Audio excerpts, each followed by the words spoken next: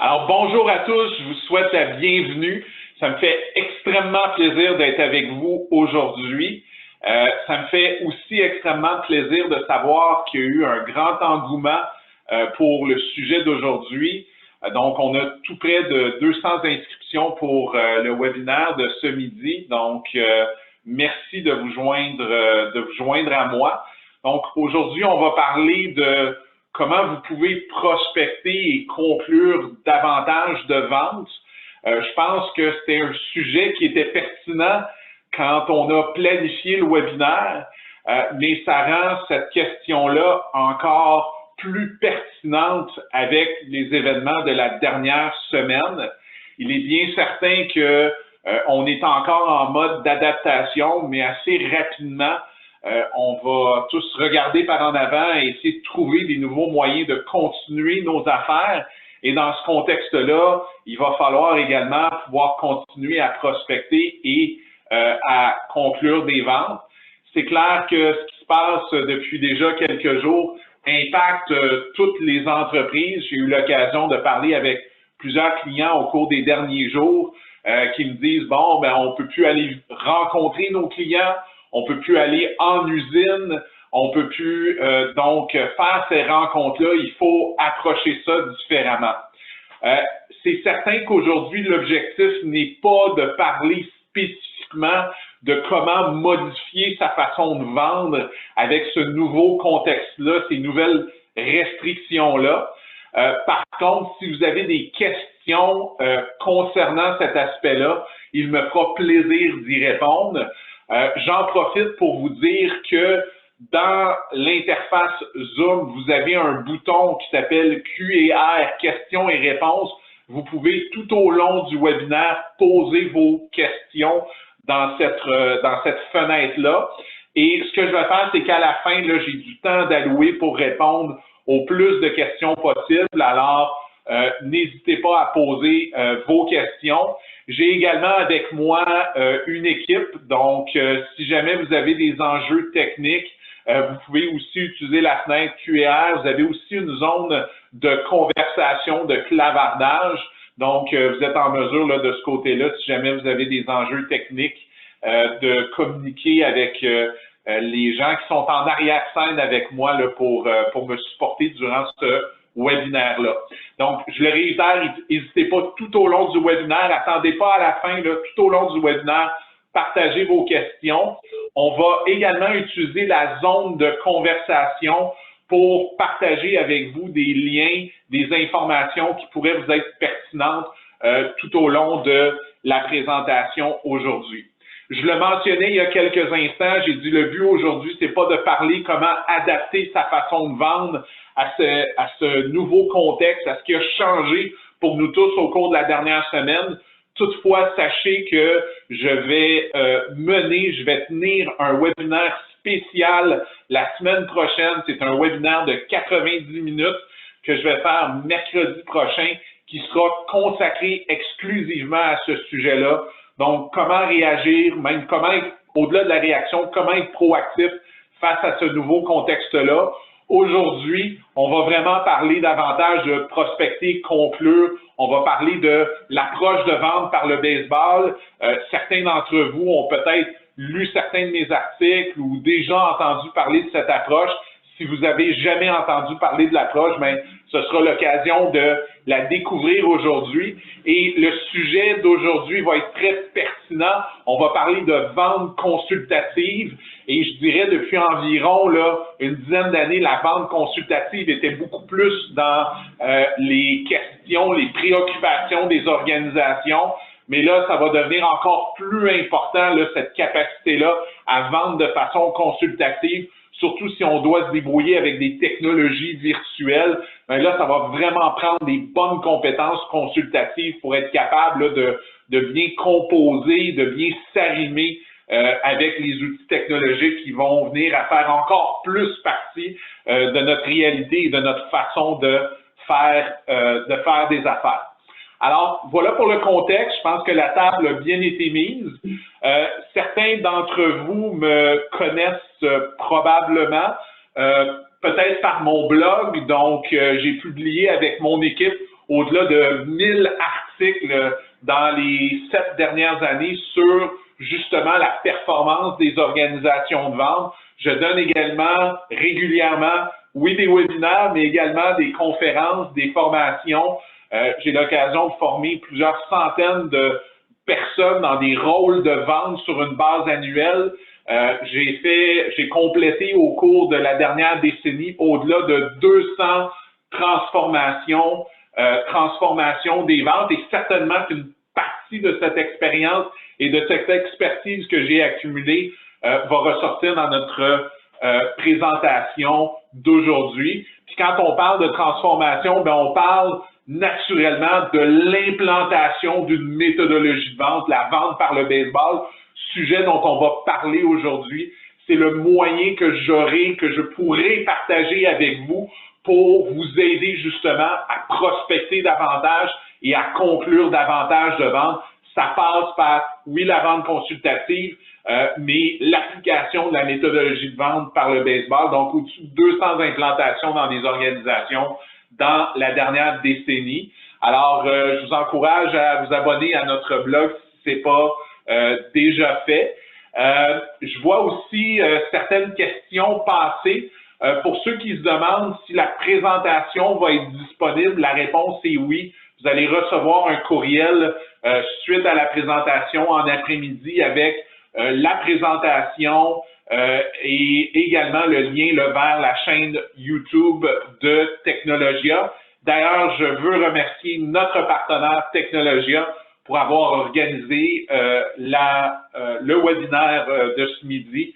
Donc, un grand merci à Technologia et à toute son équipe pour l'organisation de ce webinaire.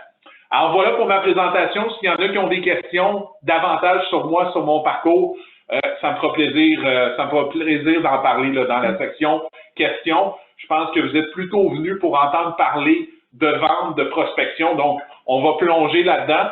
Dans le fond, qu'est-ce que je veux couvrir là, dans ce 40 minutes-là qu'on a ensemble? Je veux vous parler des principes de la méthodologie de vente par le baseball. Je vais vous expliquer pourquoi on utilise une analogie avec le baseball.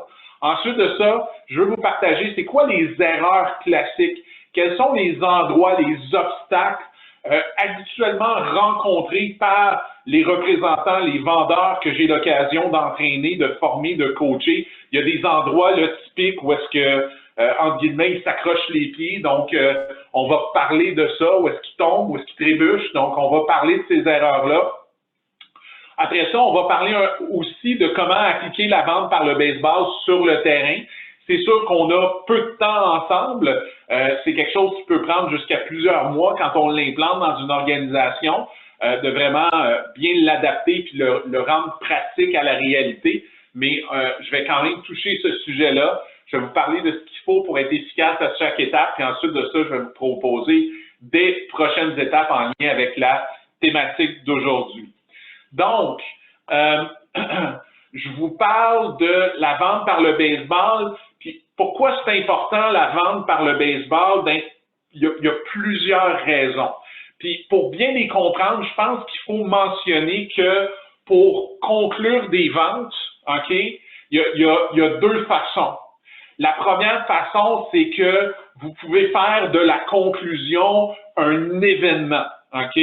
Donc, on est au moment de conclure, puis là, il faut que ça se passe maintenant. Si je ne conclus pas maintenant, je ne ferai pas la vente. Donc ça, c'est une façon de conclure des ventes. Ça peut peut-être donner lieu à de la vente à pression ou une forme de vente qui n'a pas nécessairement donné la réputation voulue à la profession. Cependant, d'être fort en conclusion, d'être fort dans la compétence à conclure n'est pas la seule façon de conclure des ventes. OK?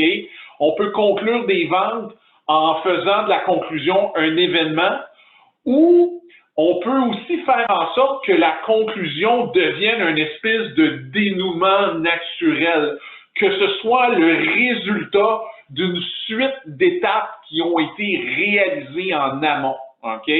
Donc, si vous faites un bon travail lors de la prospection, lors de la portion où vous devez être consultatif, où est-ce que vous devez vendre la valeur, ensuite de ça, que vous qualifiez adéquatement votre opportunité, bien à ce moment-là, la conclusion devient un peu, comme je le mentionnais, ça a un dénouement naturel. On a validé les raisons d'acheter, on comprend pourquoi notre client achète, on comprend comment il va acheter. Mais là, on a tout validé ces éléments-là. La seule chose qui reste à la fin, c'est que, bien, naturellement, la vente se conclut. Donc, dans ce contexte-là, donc, aujourd'hui, ce que je veux faire, c'est vraiment vous présenter cette séquence-là, ces étapes-là pour rendre la conclusion de la vente, rendre ce dénouement-là naturel. Et pour le faire, bien naturellement, on va parler de vente par le baseball, qui est une approche de vente qui est consultative. Et le fait d'avoir une approche consultative, c'est absolument primordial parce que c'est ce qui vous permet de raccourcir votre cycle de vente, c'est ce qui va vous permettre de vendre la valeur, de justifier la différence de prix du produit, du service ou du type de solution que vous vendez. Et c'est également ce qui va permettre de vous différencier de la concurrence. Et j'ajouterais aussi à ça qu'il va aussi améliorer votre taux de conclusion, votre taux d'opportunité gagnée.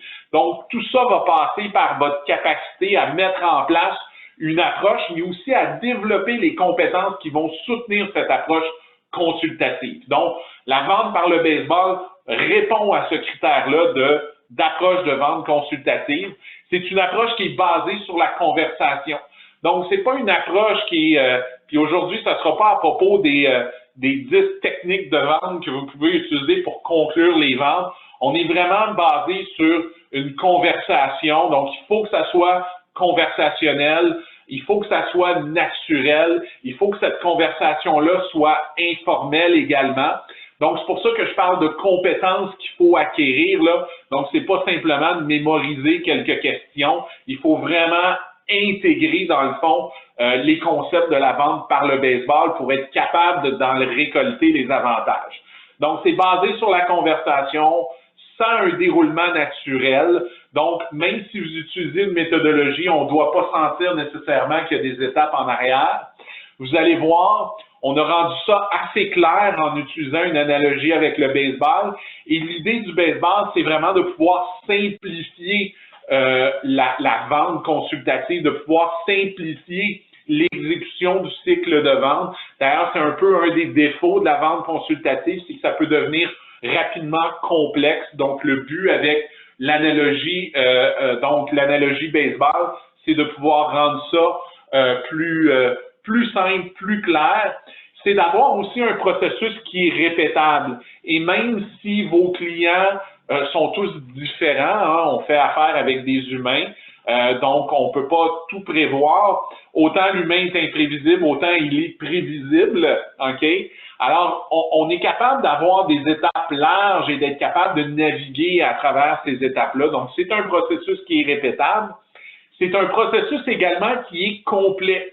Vous allez voir, on va couvrir tout de la prospection en passant par la vente, la qualification jusqu'à la conclusion.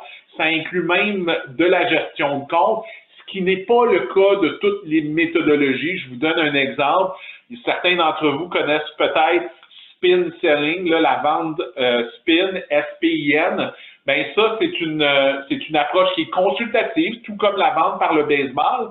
Cependant, vous allez juste apprendre la portion consultative dans cette approche-là.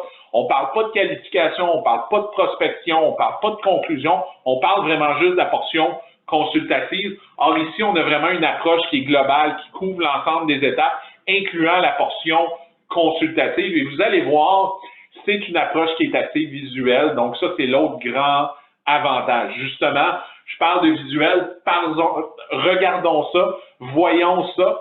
Alors ici, vous avez en fait les étapes de la méthodologie de vente par le baseball. Donc, si on regarde là, la première, je dirais, étape de la méthodologie, c'est ce qu'on appelle le cercle d'attente. Donc, le cercle d'attente, c'est vraiment l'endroit où on se prépare à embarquer sur le terrain. Donc, on va préparer nos listes de prospection, on va cibler nos clients potentiels. Donc, on n'a pas commencé tout le travail qui est fait en amont, là, avant de solliciter, de contacter des clients ou des clients potentiels, bien, ça se fait au niveau du cercle d'attente. Ensuite de ça, on embarque sur le terrain et là, on est vraiment dans cette première étape-là qui est de se rendre au premier but, donc vers le premier but qui est l'étape de prospecter. Donc, c'est là où on va faire notre prospection. Et souvent, je dis prospecter, les gens pensent automatiquement cold call. Là. Il faut penser plus large que ça. Pour moi, prospecter, c'est, oui, ça peut inclure du cold call, mais je parle de réseautage, je parle d'obtenir des références. Je parle également de votre capacité à utiliser les médias sociaux pour être capable de générer des opportunités. Donc, est-ce que vous utilisez LinkedIn, Facebook? Est-ce que vous avez un blog? Est-ce que vous participez à des blogs? Est-ce que vous faites des webinaires? Est-ce que vous faites des formations? Ça peut être de la participation aussi à des salons commerciaux. Donc, tout ça pour nous là, rentre dans l'étape de se rendre vers le premier but. Et pour vous rendre ça un petit peu plus concret, là, on est debout sur le premier but quand on a obtenu une rencontre avec notre client potentiel. Alors, la rencontre, elle peut être autant physique que virtuelle. Donc, ça peut être une rencontre virtuelle de la même manière que je le fais de 1 à plusieurs avec vous. On peut utiliser le même outil pour le faire de 1 à 1 avec un client potentiel. Et le feedback que j'ai de clients qui ont fait cette migration-là, c'est de dire, avec le virtuel, là, on est à 90%, peut-être même 95% d'une rencontre en face à face. Donc, ça peut être une expérience qui est vraiment immersive si on sait justement quels sont les éléments sur lesquels on devrait s'attarder. Donc, prospection qui nous permet de nous rendre au premier but, qui est vraiment d'avoir donc une rencontre avec notre client potentiel. La deuxième étape, ben, c'est la portion consultative. Donc, la portion consultative de la vente a vraiment lieu entre le premier et le deuxième but. C'est là où on va comprendre le besoin du client, mais c'est là où on va comprendre l'incitatif du client à acheter. C'est là où on comprend ses motivations profondes à acheter de nous. C'est entre le premier et le deuxième but. Tantôt, je faisais allusion à une autre méthodologie qui est spin selling. Cette méthodologie-là, je disais, elle n'est pas complète parce que dans le fond, tout ce qu'elle fait, c'est couvrir le premier au deuxième but. Elle ne montre pas les autres étapes autour, donc elle se concentre entre le premier et le deuxième but. Donc, on a entre le premier et le deuxième la portion consultative. Donc, c'est là où on trouve les motivations, l'incitatif d'acheter du client potentiel. Pourquoi le client potentiel devrait acheter de nous? C'est également là où on va établir ce que nous, on appelle la vitesse sur but. Donc, je reviendrai sur cette notion-là. Donc, c'est là où on va aussi donc établir notre crédibilité avec le client, établir la relation et élever le niveau d'urgence à agir. Entre le deuxième et le troisième but, on vient qualifier le client potentiel. Et là, je ne parle pas d'une qualification là où souvent les gens me disent pourquoi tu qualifies entre le 2 et le 3? C'est pas en route vers le premier but qu'on devrait qualifier.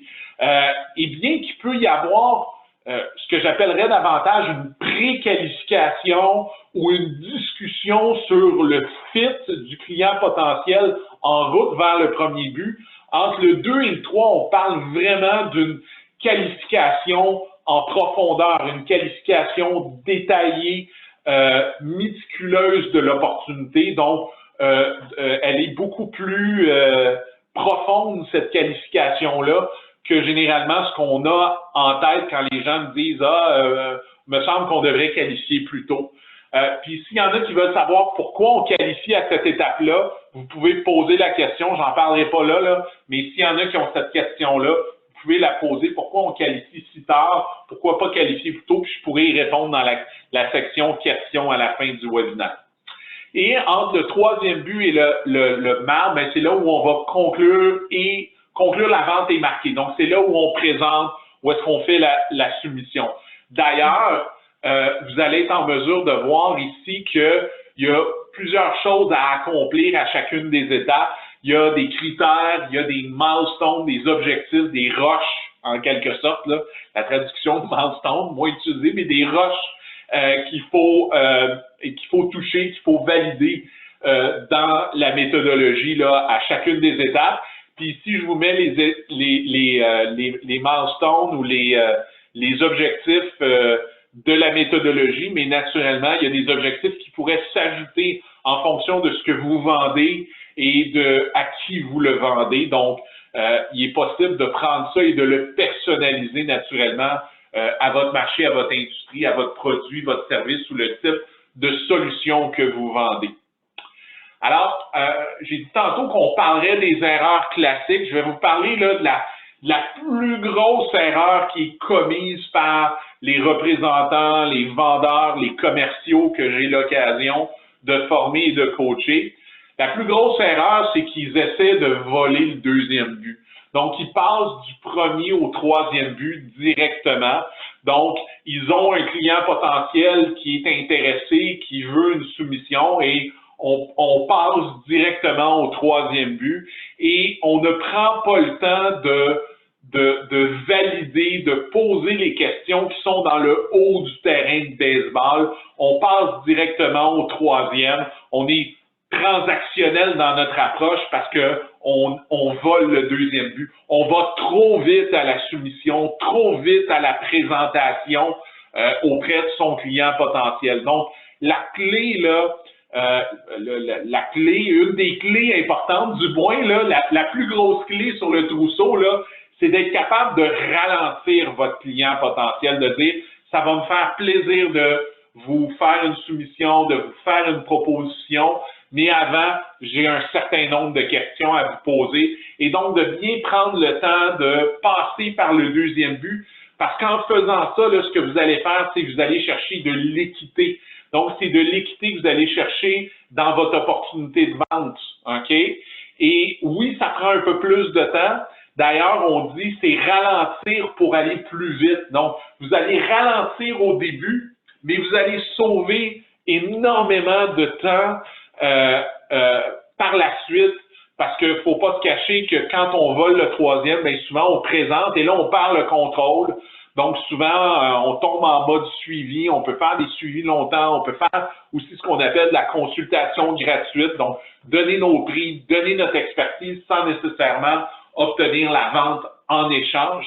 Donc on ralentit dans le fond on ralentit pour passer vers le deuxième but, dis-je, pour aller plus vite par la suite. Donc, on prend un peu plus de temps, on ralentit notre client potentiel et d'ailleurs, c'est un des rôles du représentant, c'est de ralentir son client potentiel pour aller plus vite par la suite. Ça peut paraître un peu paradoxal, mais c'est réellement ce qu'on cherche à créer ici. Donc, pour construire sur ce que je viens de vous partager, dans le fond, là, erreur classique, ben, c'est de présenter trop tôt. C'est de dire qu'est-ce qu'on est en mesure de faire, en quoi consiste la solution, de faire une démo. Puis là, je dis présenter, là, c'est pas nécessairement une présentation que vous allez faire. Peut-être c'est une soumission que vous envoyez. Peut-être que c'est un design que vous faites avec des dessins. Peut-être c'est une démo que vous faites. Donc, le présenter peut se décliner de différentes manières en fonction de la nature des produits, des services ou des solutions que vous avez à proposer. Mais clairement, d'aller en mode présentation ou démonstration ou en essai, peut-être que vous faites des essais chez vos clients trop rapidement, vous donnez aux clients des échantillons. Donc, on veut ralentir, on veut ne pas présenter trop tôt et prendre le temps donc de passer par le deuxième but. Au même titre, envoyer une soumission trop tôt. Qualifier ou disqualifier le client potentiel trop tôt, mais là, je fais allusion à ce que je mentionnais tantôt. Plusieurs personnes me disent, mais pourquoi tu qualifies si tard? Pourquoi tu qualifies pas en route vers le premier but? Bien, la raison est assez simple. Si je qualifie trop tôt, par exemple, le client, je suis au téléphone et là, je lui dis, bon, ben, pour être en mesure de faire affaire ensemble, vous allez devoir prendre une décision de au moins tel montant. Vous allez devoir investir un montant de temps. Bien, le client pourrait dire, non, merci, j'arrête ça ici. Mais ça ne veut pas dire qu'il n'y a pas l'argent.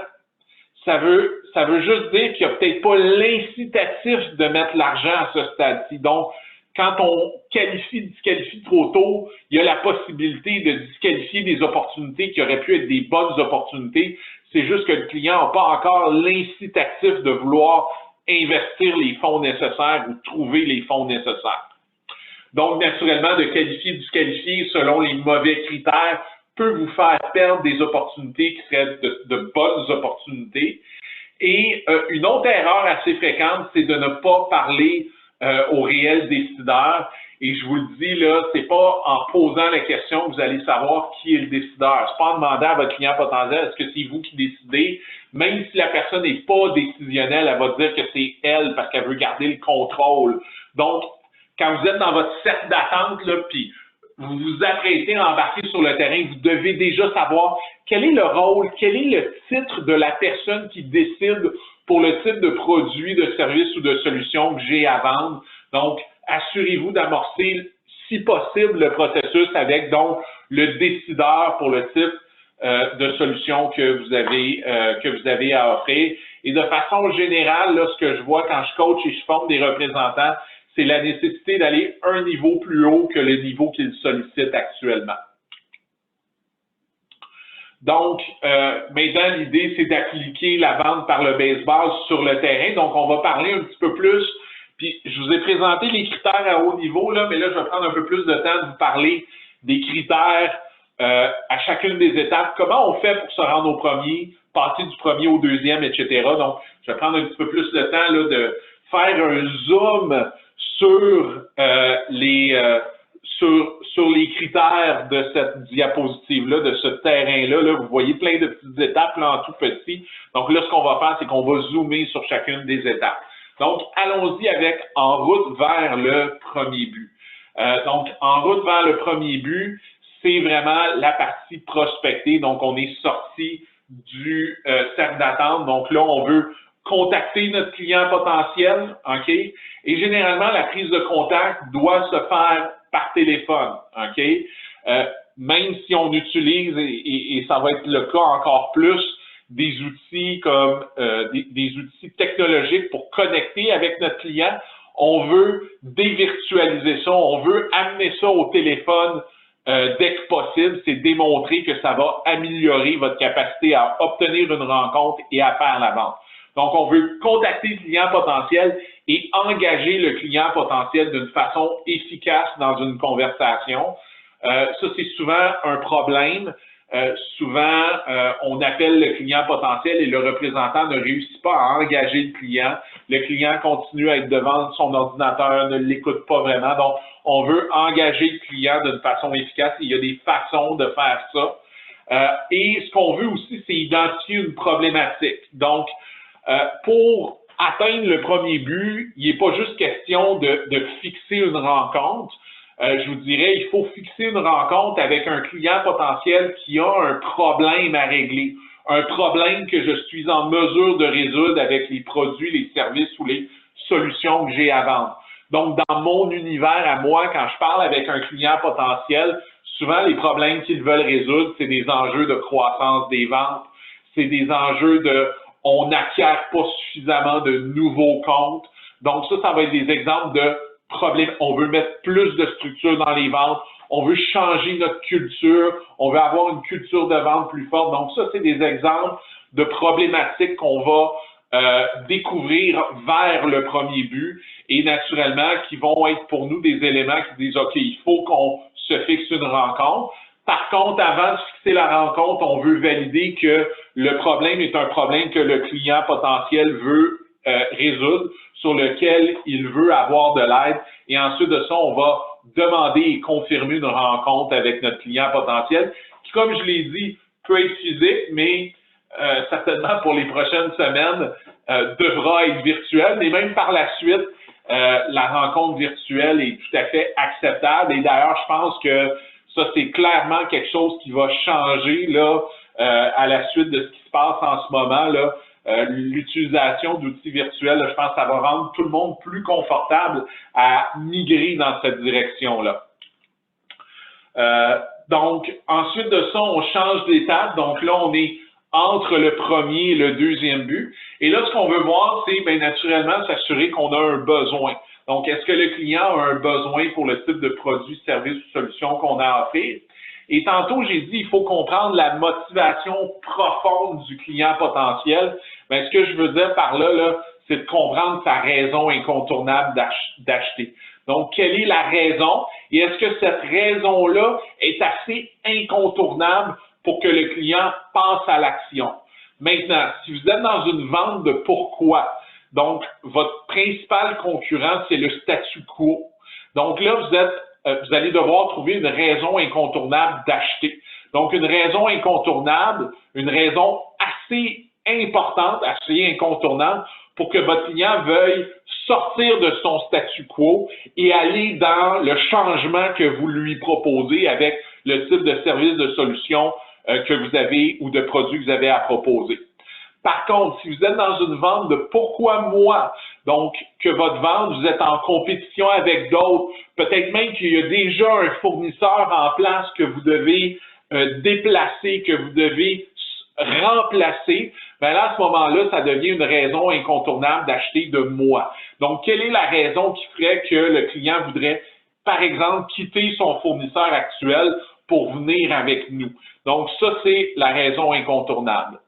Tantôt, je le mentionnais, on veut ensuite de ça gagner de la vitesse sur but. La vitesse sur but, c'est vraiment la relation, mais on cherche une relation de confiance. On cherche à établir une crédibilité auprès de notre client potentiel. Donc, c'est ce qu'on fait quand on gagne de la vitesse sur but.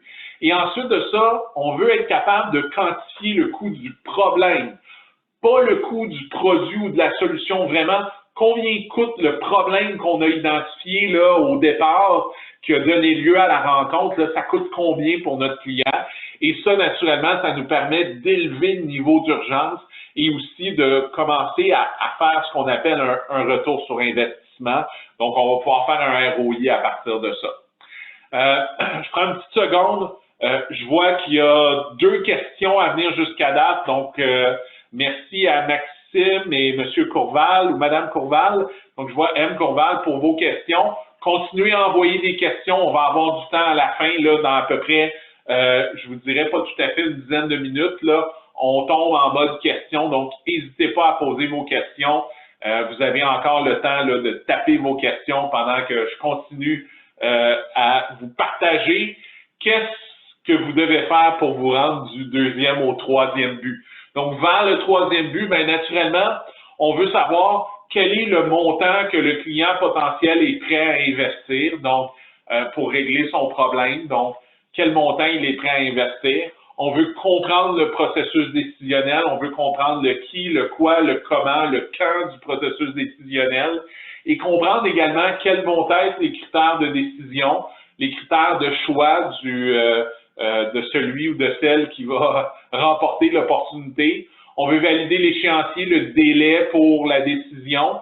Une stratégie, c'est de plutôt valider quand le client veut avoir sa solution en place, plutôt que de dire quand allez-vous prendre la décision. De cette façon-là, vous êtes capable de lui dire d'ici quand il doit avoir pris sa décision, s'il veut avoir sa solution en place pour une date donnée. Et naturellement, il y a d'autres personnes qui doivent être impliquées. Il faut les impliquer à cette étape-là avant de passer à la présentation. Donc, on veut s'assurer qu'on a vraiment identifié toutes les parties prenantes là, avant d'atteindre le 3e but. Et naturellement, on veut s'assurer, bon, ben, est-ce que vous comprenez les spécifications techniques? Est-ce que la solution est faisable? Est-ce qu'on est capable de proposer une solution qui correspond à ce que notre client est prêt à investir et aussi à son besoin? Donc, il y a des étapes internes à compléter là, en arrivant au 3e but. Et là, on arrive entre le 3e et le marbre, là, donc en route vers le marbre, dans l'étape conclure et dans l'étape marquée. Donc, c'est là où vous allez présenter l'entreprise, vous allez démontrer votre proposition de valeur, présenter votre offre et réaliser ce qu'on appelle une conclusion inoffensive. Essentiellement, l'idée dans la conclusion inoffensive, c'est de demander à votre client s'il veut de votre aide. Donc, voulez-vous de notre aide? Donc, c'est une façon très inoffensive d'être capable de demander la vente. Parlons un peu de comment être efficace à chacune des étapes maintenant qu'on comprend mieux qu'est-ce qui doit être fait à chacune des étapes. Donc, si je reviens sur la prospection. Donc, aller vers le premier but, ben, il faut comprendre qui est votre client idéal, c'est quoi son titre, c'est quoi son rôle. S'assurer de prospecter avec constance. Donc, si vos résultats de vente sont en montagne russe, c'est probablement parce que votre prospection est en montagne russe. Donc, cherchez à avoir un effort constant au niveau de la prospection, qui, je vous le rappelle, ne passe pas strictement par le cold call. Il y a plein de façons de prospecter. Le cold call devrait être utilisé en dernier recours si tous les autres moyens n'ont pas généré assez d'opportunités. Faites assez d'activités de prospection pour garder votre pipeline plein. Vous allez voir, beaucoup de vos enjeux de vente vont se régler si vous avez un pipeline qui est plein. Et sachez que quand vous faites des appels, quand vous parlez à un client potentiel, votre non-verbal, votre ton, le volume de votre voix a autant d'importance, sinon même plus que les mots que vous allez dire. Entre le premier et le deuxième, contrôlez votre besoin de faire des présentations. Votre rôle n'est pas de donner de l'information à cette étape-là. Votre rôle est d'aller chercher de l'information. Donc, poser des questions, il faut que ce soit des bonnes questions. Passer du premier au deuxième but, ça se fait pas en 10 minutes. Donc, il faut faire ça. Il faut prendre son temps. C'est une conversation d'environ 45 minutes. Il faut identifier l'incitatif, la raison incontournable et savoir pas seulement comment développer une relation, mais développer une relation rapidement. On a évalué tout près de 2 millions de vendeurs et l'enjeu, c'est pas la capacité des vendeurs à développer une relation avec le temps, c'est d'être capable de le faire rapidement. Donc, êtes-vous capable de connecter et développer une relation rapidement avec vos clients potentiels et de les aider par les questions que vous posez à résoudre leurs objections, tout en abaissant leur résistance, abaisser la résistance du client potentiel, qui est vraiment l'art de la vente, là.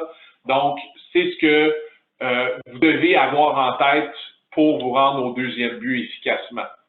À la qualification entre le deuxième et le troisième but, bien naturellement, s'assurer que le décideur est rencontré, est impliqué, que vous sachiez c'est qui, mais que vous l'avez rencontré, que vous comprenez ses raisons incontournables à lui ou à elle dans cette opportunité-là.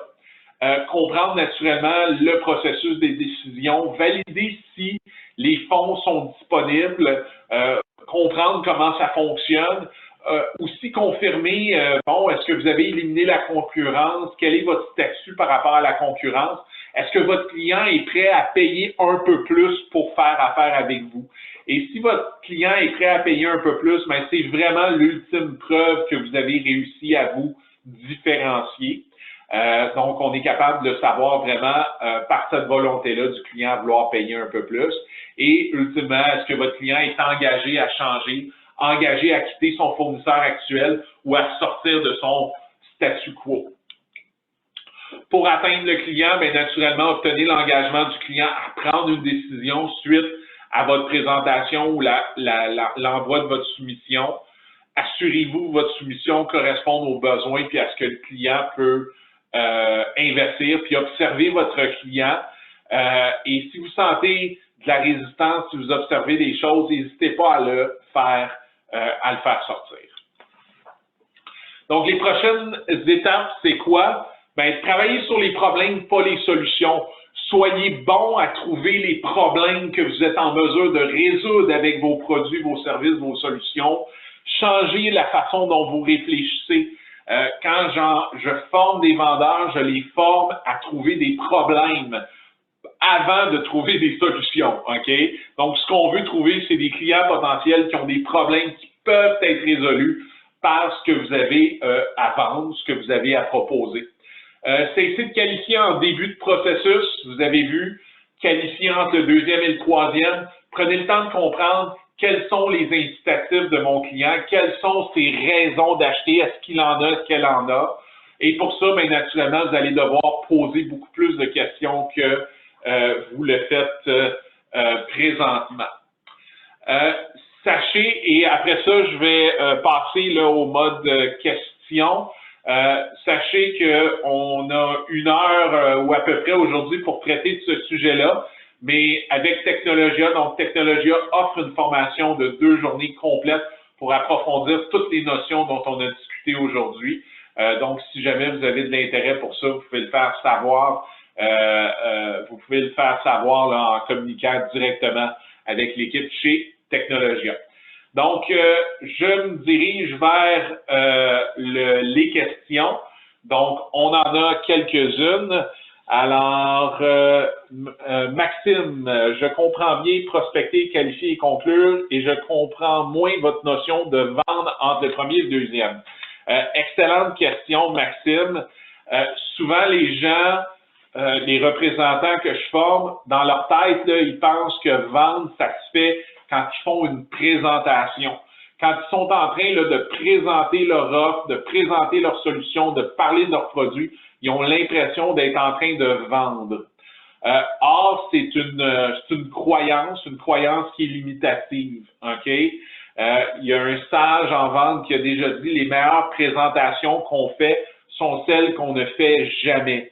Donc, pour moi, la vente se passe vraiment entre le premier et le deuxième but. C'est là où on va être consultatif dans notre approche. Et vous allez remarquer, puis d'ailleurs, j'ai ce commentaire-là là, de plein d'entreprises, de plein de représentants avec qui j'ai travaillé, ils me disent, j'ai même pas eu besoin de présenter. Juste par les questions que j'ai posées, juste par la qualité de la conversation que j'ai été en mesure d'avoir, bien, le client potentiel a décidé d'aller avec nous. Donc, la vente, elle se fait vraiment par la qualité de la conversation que vous êtes en mesure de générer entre le premier et le deuxième but. Donc, j'espère que ça répond à ta question. Si tu veux poser une question, Maxime, n'hésite pas. Alors, M. Courval, merci. À l'occasion, c'est le client qui saute à la conclusion et vole le deuxième but. Effectivement, malgré une intention de vouloir bien faire les choses dans l'analyse de besoins et autres qualifications, comment on ramène le client sur le droit chemin sans vouloir le vexer? On demande la permission, donc c'est vraiment la meilleure façon de le faire. Donc, par exemple, si vous êtes mon client, ben, je dirais, M. Courval, ça me ferait plaisir de répondre à toutes les questions puis vous montrer le produit avant ça pour mieux vous présenter les bonnes choses puis mieux vous orienter dans ce que je vais vous proposer. Est-ce que vous permettez que je vous pose quelques questions? Donc, simplement en demandant la permission, on est en mesure de ramener le client potentiel puis d'abaisser un peu sa résistance. Donc, je vous dirais, dans 90-95% des cas, ça va fonctionner. Dans certains cas, il y a des clients qui vont être pressés, ils vont mettre la pression. Bien ça, là, c'est des clients qui veulent acheter ailleurs, mais là, ils veulent juste un prix pour aller comparer. Il y a une règle en vente qui dit, plus le client est pressé, plus vous devez ralentir et prendre votre temps. Donc, avec ça, j'espère que ça répond à cette première partie de question. Deuxième question de M. Courval. Cela me surprend de présenter notre entreprise à la fin du processus plutôt qu'entre le premier et le deuxième en créant des incitatifs de faire affaire avec nous, avec nos plus-values. Effectivement, c'est surprenant, mais ce qu'on veut, là, c'est vraiment prendre ce que vous présentez puis le transformer en question. Maintenant, il y a ce que nous, on appelle un énoncé de positionnement, qui est une façon de présenter l'entreprise, mais en fait, on parle ni de produit ni de l'entreprise. Tout ce qu'on fait, c'est qu'on vient décrire les problèmes qu'on résout. Donc, généralement, dans une rencontre ou au téléphone, on va prendre quelques minutes pour dire, bien, généralement, quand on rencontre un client, il y a tel ou tel problème. Est-ce que vous vous reconnaissez dans un de ces problèmes-là? Et après ça, on passe en mode question. Donc, on parle vraiment pas de l'entreprise, on fait ça à la fin. On veut vraiment être orienté sur notre client. On veut que la conversation porte sur lui, sur ses enjeux. Les clients sont très centrés sur eux-mêmes et c'est correct. Une fois qu'on le comprend, on peut leur offrir une expérience dans ce sens-là qui va améliorer nos probabilités de faire des ventes.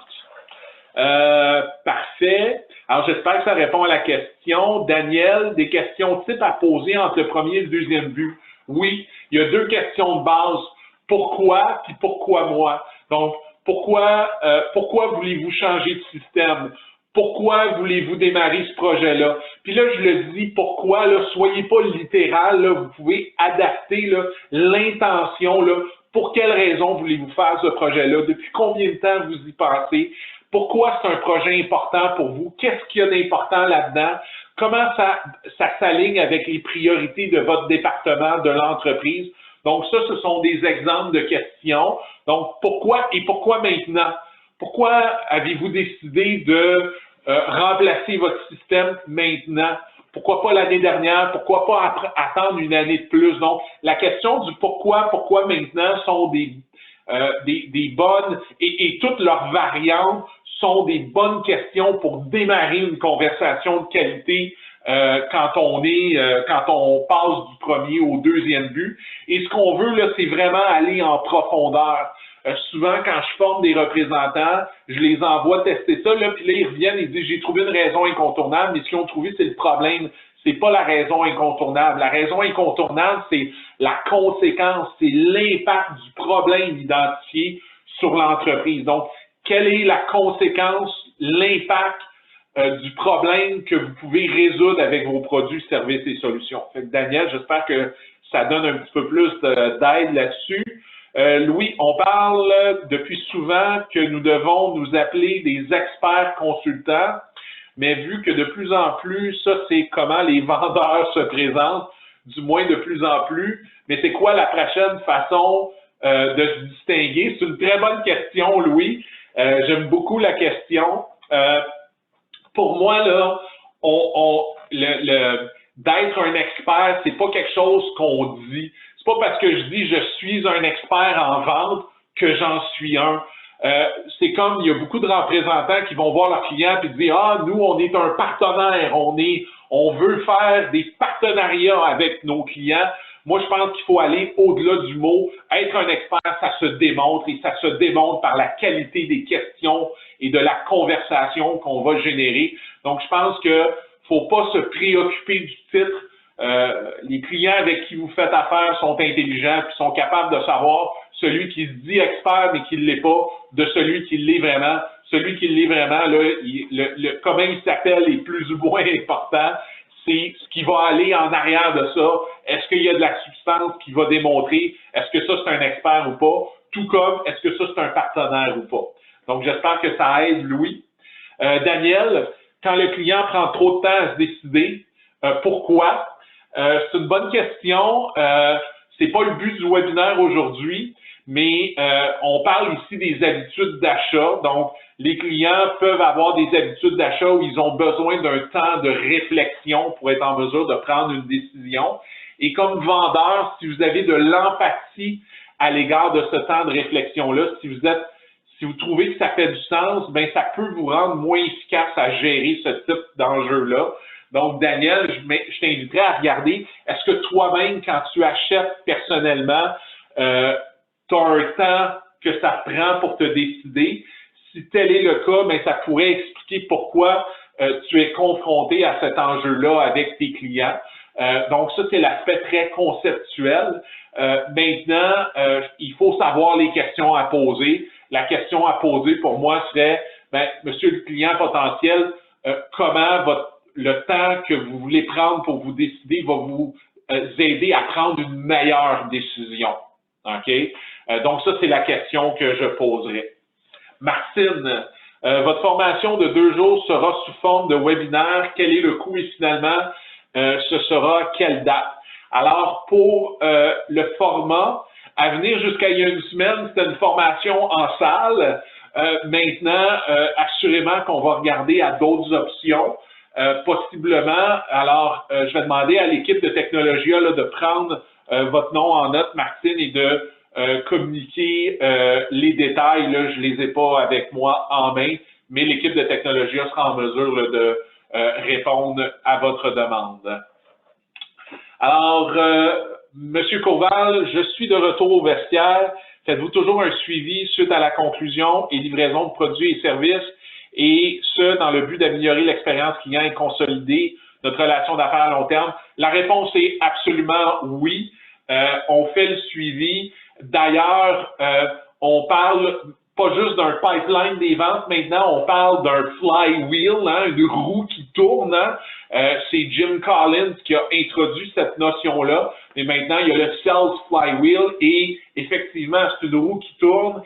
et l'expérience client va consolider vos prochaines ventes. On veut non seulement vendre le client, mais ce client-là devienne un promoteur de notre entreprise, de nos services et nous aide, que soit lui ou elle rachète ou nous envoie des références, des recommandations. Donc, à 100%, merci, M. Courval. Très bonne question encore là. Je vais aller côté clavardage, juste voir s'il y a des questions. OK, donc, j'ai une question ici. Comment présenter la personne qui nous fait face et qui pense être le décideur, mais dont nous savons que ce n'est pas lui qui décide, mais on ne veut pas nous le mettre à dos?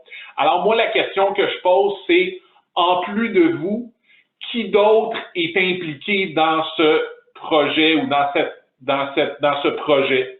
Une autre façon de le poser, c'est quand j'ai un problème, la personne qui n'est pas le décideur m'a partagé un problème, je vais poser la question, qui d'autre est concerné par ce problème? Donc, c'est une façon de savoir qui d'autre est impliqué sans se mettre la personne en face de nous à dos. Voici une... OK, parfait. Je fais juste le tour rapidement, voir s'il y a d'autres questions. Très pro, merci. Merci pour la question. Alors, je pense que ça fait le tour des questions qu'on avait. Je suis sûr qu'il y en a assurément d'autres, mais bon, je pense qu'on a répondu là aux questions majeures. Ah, j'ai une dernière question là, qui vient de rentrer. À l'étape de la prospection, une fois qu'on a identifié le type de clientèle, comment identifier le problème quand il ne connaît pas encore nos services? C'est une excellente question. Donc, la façon dont on veut le faire, c'est si vous prospectez, puis vous avez un client au téléphone, vous vous dites, c'est quoi ton problème? Ça ne fonctionnera pas, je vous le dis, là, vous allez générer de la résistance, ça n'ira pas très loin. Donc, ce qu'il faut faire, c'est avoir justement un énoncé de positionnement. D'ailleurs, dans la formation, on construit cet énoncé-là, on passe beaucoup de temps là-dessus pour avoir un bon énoncé. Donc, ce qu'on veut, c'est vraiment être capable de partager aux clients les problèmes qu'on résout. Comme par exemple, dans mon univers, quand je parle à un chef d'entreprise, par exemple, je lui dis, ben, typiquement, j'aide des chefs d'entreprise qui sont frustrés parce que leur croissance n'est pas aussi rapide qu'ils voudraient qu'elle soit. Je parle avec beaucoup de chefs d'entreprise, puis il y a deux problèmes qui reviennent de façon récurrente. Le premier, c'est que les cycles de vente s'étirent, sont de plus en plus longs, les prospects remettent leurs décisions à plus tard. Et la deuxième, c'est qu'il n'y a pas assez de nouvelles opportunités qui entrent dans le pipeline pour être capable de combler ce lag-là. Il y a une équipe des ventes qui est trop réactive, pas assez proactive. Est-ce que vous vous reconnaissez dans ce que je viens de décrire? Et assurément, c'est oui. Mais avec ça, sans connaître mon offre de service, je suis déjà en mesure de lancer une conversation avec le client potentiel. Naturellement, j'aurais beaucoup d'autres choses à dire là-dessus. Comme pour toutes les questions, là, je vous donne la réponse condensée. Là, il y aurait naturellement beaucoup plus à dire là-dessus, mais l'idée est de pouvoir vous partager des pistes de solutions là, dans le temps qu'on a ensemble aujourd'hui. Alors, à nouveau, je vous remercie grandement pour votre participation. J'espère que ça a été pertinent.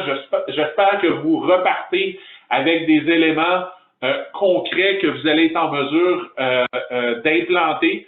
Si jamais vous avez des questions sur la formation, n'hésitez pas à communiquer avec l'équipe de Technologia.